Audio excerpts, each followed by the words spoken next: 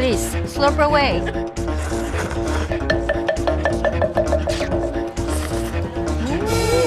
It's Buddha's birthday, and I think we found buckwheat nirvana.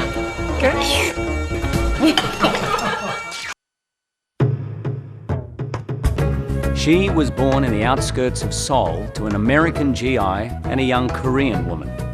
He was born in Alsace, France, land of pork and cabbage. She was put up for adoption at 3 and then lovingly raised in Virginia by her new family. He was 16 when he began his apprenticeship. She found her birth mother when she was 19. He came to America and became one of the world's greatest chefs. They fell in love and married over a decade ago. Now, Jean-Georges and Marja return to her birthplace to chronicle the tastes and traditions of Korea. These are the Kimchi Chronicles.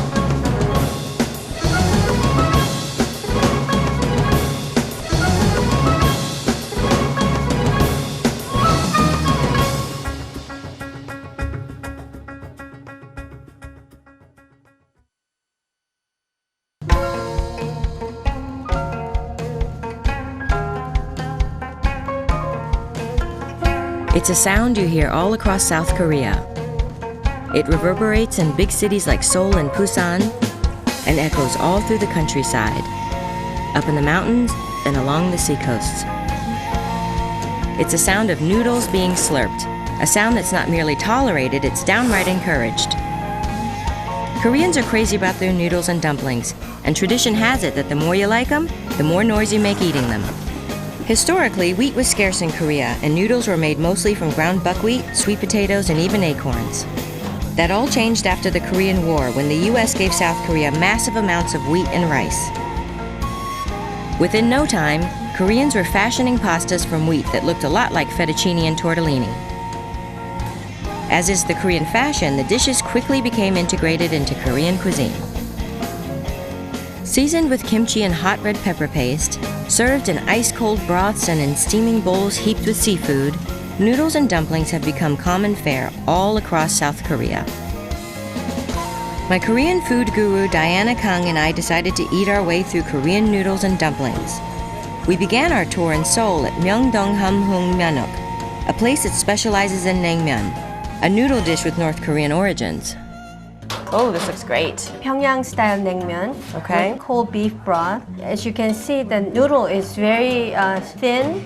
So beautifully And presented. it has cold brisket. Right, wow. Oh, they're very elastic. Yes, it's very hard to eat in one bite. But then the trick to eating noodles is that you're never supposed to cut it because a noodle is supposed to mean Longevity long life. and long life, So okay. you should eat as long a noodle as possible. Oh gosh, that's gonna right? be big cheek time. And you can add mustard or Okay. vinegar to make it a little Oh, the more. broth is very, it's sweet. It's sweet. Sweeter than I expected. Put a little bit of vinegar Okay. and a little bit of mustard. And this is very spicy hot mustard. Okay, can you give me a lesson in noodle eating? Because mine are sliding all over. Wrap it around your chopstick. Oh, you make it look easy. And as long as you can, and then roll again. KHDOC. Only way you can not cut the noodle is if you slurp it up. But I don't know if I can slurp with naengmyeon because this, as you can see, it's Let me very, try. You know.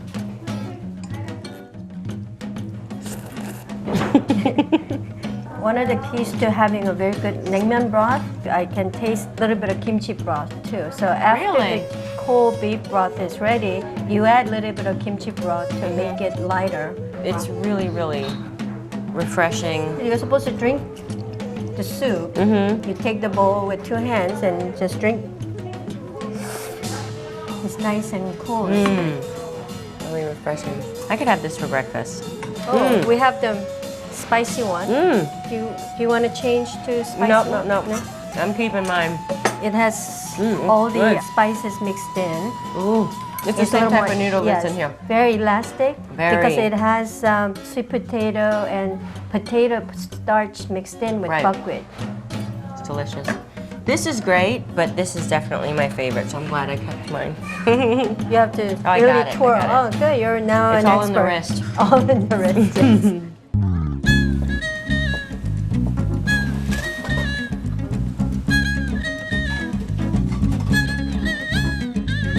Yes. Next up, Diana brought me to Samcheong KalGuksu restaurant for some kalguksu, which literally translates to knife noodles.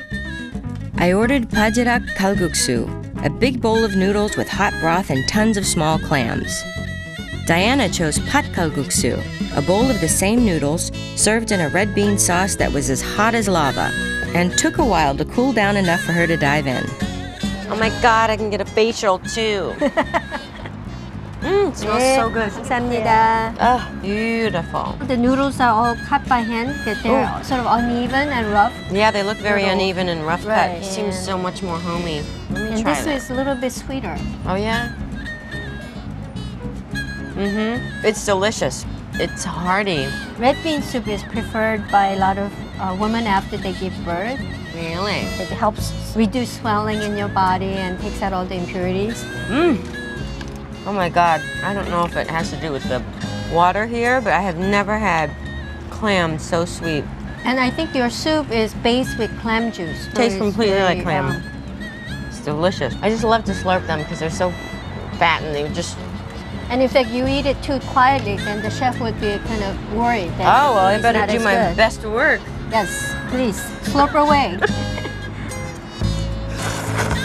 Wow. Very good. My mother would be proud.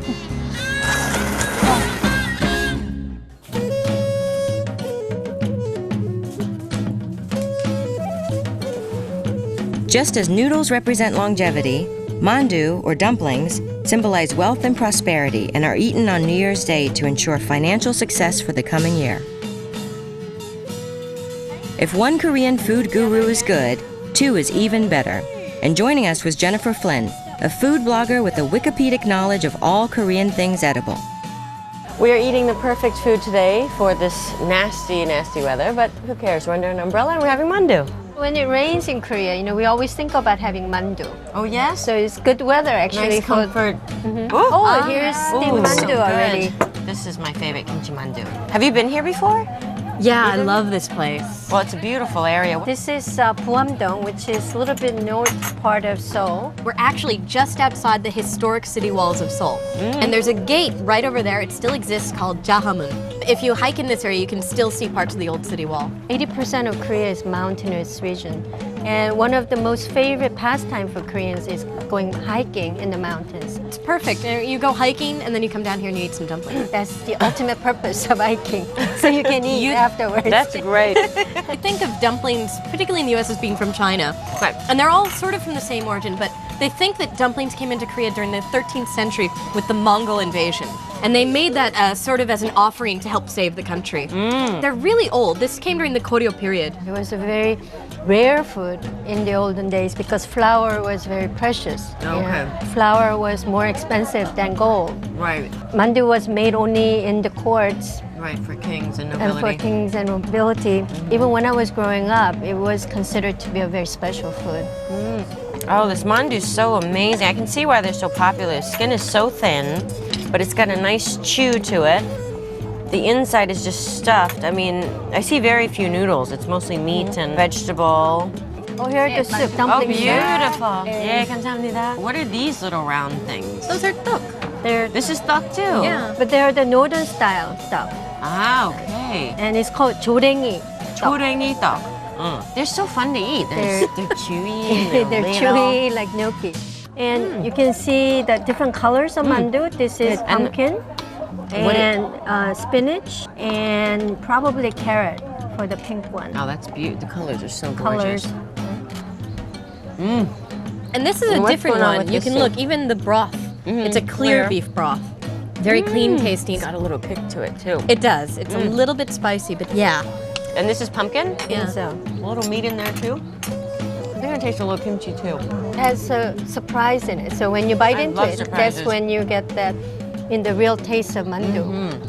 What is that over there? That looks like it's a chilled dish. Oh, that's cold. 예, 원래 여름에 그 양지머리. 양지머리. Okay. And what is the soup base? Whole brisket soup. Oh. And we use it in the summertime. So It's so beautifully presented. 감사합니다. 감사합니다. 드세요. I love the way they put one mandu in one It's a bowl. perfect It's fit. just I don't know if it's the dumplings or what, but the sun's out now. My body's warmer. I'm feeling good. I'm energized. I'm gonna finish up this soup, if you guys aren't, and then I think I'm gonna turn into a dumpling.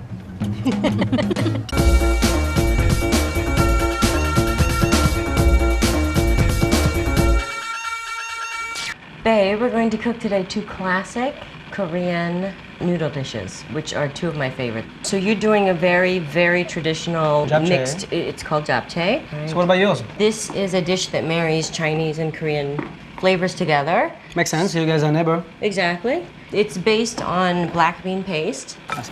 So I'm gonna start with some onion, and I'll salt a little bit. You don't really need to get color, it's not about the color, it's just cooking it through. So when I was little in Korea, this was my favorite dish, and I had to have this at least 3 times a week. You know, when I found my birth family again and went back to Korea, this is one of the first meals I had, and I hadn't had it in 17 years, and it's just brought back a flood of memories. So this dish is near and dear to my heart, and I'm glad I found a recipe. Now I'm gonna add in the zucchini and potato. So I really only blanched these for a few minutes. I browned some pork belly ahead of time, get it a little bit crispy. Now I'm gonna add in my black bean paste. It's really concentrated. Oh. Yeah. Very strong. You wouldn't want to eat it alone. So this is like a 1/3 cup of black bean paste. And I have some water over there. Could you grab that? Yeah, sure. Great. All of it. Perfect. So now I'm making a little sauce, and this is gonna thicken up and cook. Looks so So it needs to simmer and thicken appetizing. a bit. Yeah. Great. So in the meantime, I'm gonna cook cellophane noodle. And they're made out of sweet potato. So you have to make sure that they're translucent, and that's when you know they're done. Hence the name cellophane noodles. Now these change minute by minute, so you really have to keep an eye on it. Watch them. Yeah. So I'm gonna start to saute my vegetables here. A little sesame oil with olive oil as well. Yeah, a little onions and garlic. Same thing on my pan, half and half. Yep. And I The put mushroom. the Yeah, mushrooms in there as well. that's correct. I Kind gotta of the wood, shiitake. shiitake, and chanterelle. Really saute them. I have like 3 bell pepper here, red Right. one, orange, yellow, Okay. some carrots. I think sometimes they put beef in japchae. Yes, no? that's how I've typically had it. There we go. I'm gonna add some green vegetables now. Okay. I got some sugar snap peas, fava beans, haricot vert, green beans, and green beans. asparagus. Nice. Gosh, you've got 4 burners going at once. That's a lot. It's happening, it's happening. What's happening?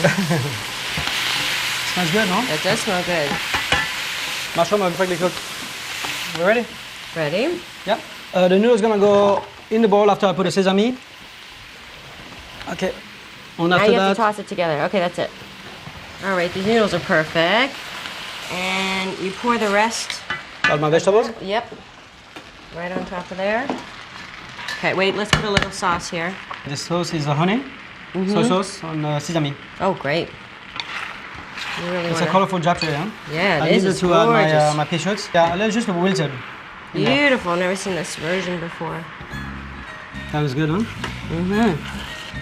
All right, I'm gonna pour it in the bowl, and It's really so simple after you prep everything. the biggest work Aren't is they the knife humans? work, you know? Yeah. There we go. All right, babe. So these are hand-cut flour noodles, and this is the noodle that we use in Korea. They're called knife-cut noodles. Have a nice bounce, you know? Yeah. Beautiful. Looks amazing. Wow. This is all about the sauce. I know, I can see that. But it looks good. So we just garnish with Korean cucumber, which is called oi. So how about we taste yours first? Yours Right, is more sure. subtle in flavor. A little sweeter on this Ooh, one. looks is probably- good. Make sure you get everything in one bite. Pea shoot, huh? The pea shoot. Texture of the noodles are spectacular. For a Frenchman, you have your Korean down.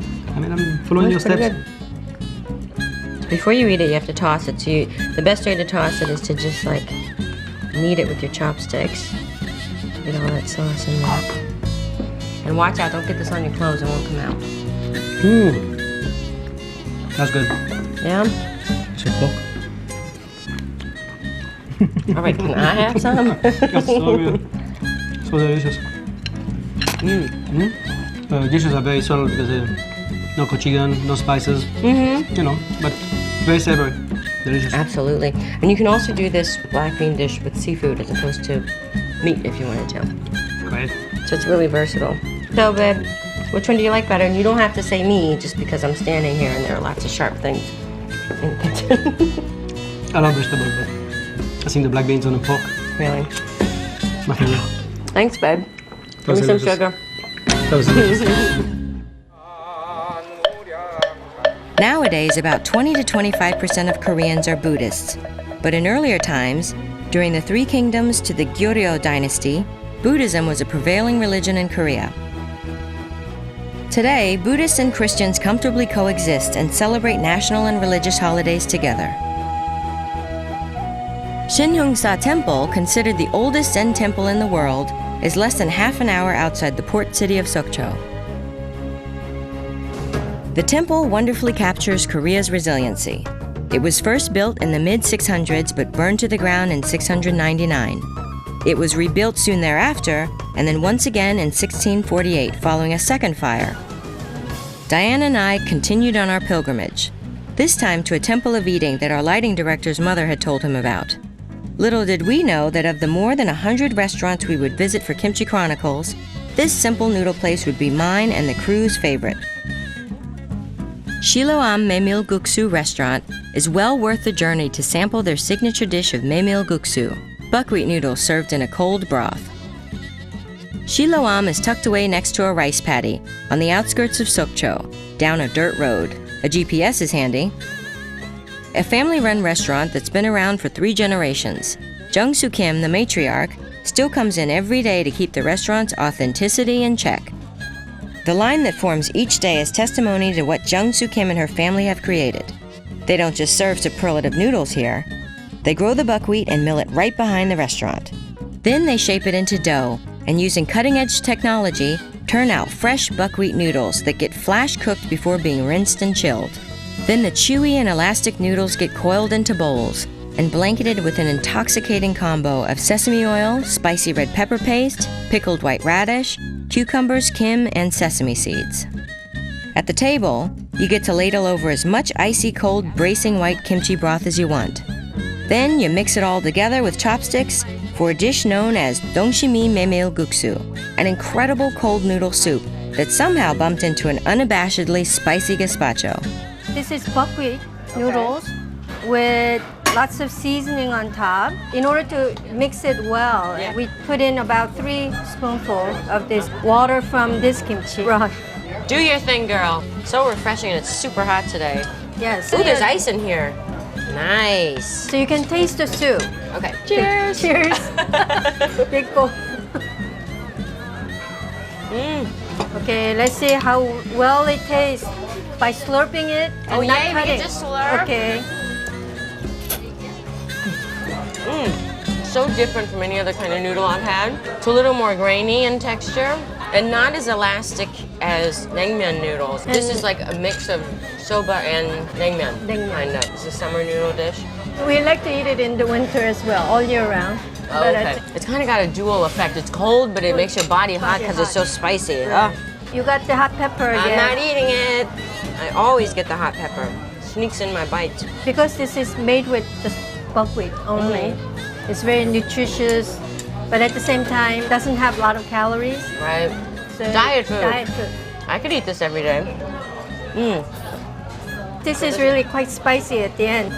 My lips are burning. But it's so good, I can't stop.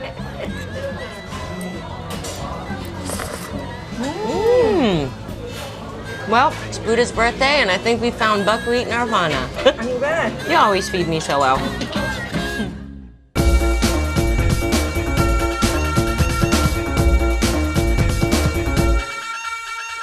Today we're doing noodles, which is one of my favorite things to eat. Most important today, we're cooking healthy noodle. Right. I think the buckwheat noodle, which is called naengmyeon. Naengmyeon. Good try. All right.